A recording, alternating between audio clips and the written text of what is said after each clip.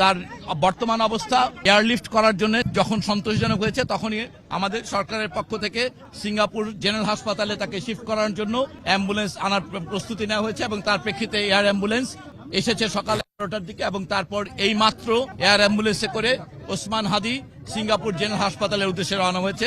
আপনারা সবাই ইতিমধ্যে জানেন যে ওর এই স্ট্যাবিলাইজ করার কথাটা এটা এয়ারলিফটিং এ 4 ঘন্টা ফ্লাইটের জন্য যখন দুই পক্ষই সম্মত হয়েছে যে উনি 4 ঘন্টা ফ্লাইট করার জন্য উপযোগী, তৎক্ষণাৎ আমরা ওনাকে আসলে শিফট করিয়েছি। এখন আপনারা সবাই দোয়া করবেন। আমরা বলতে চাই যে ওনার আঘাত সম্পর্কে আপনারা ইতিমধ্যে অনেকবার শুনেছেন।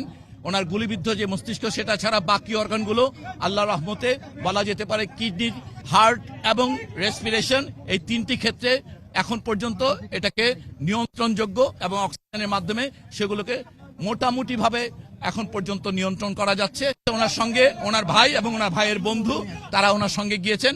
আমাদের ওই পক্ষে সিঙ্গাপুরে আমাদের হাই কমিশন এই ব্যাপারে সম্পূর্ণ অ্যালার্ট। আপনারা জানেন এই অঞ্চলের মধ্যে নিউরোসার্জারিতে সবচেয়ে ভালো সেন্টার। আশা করবো যে সবাই আপনারা দোয়া করবেন।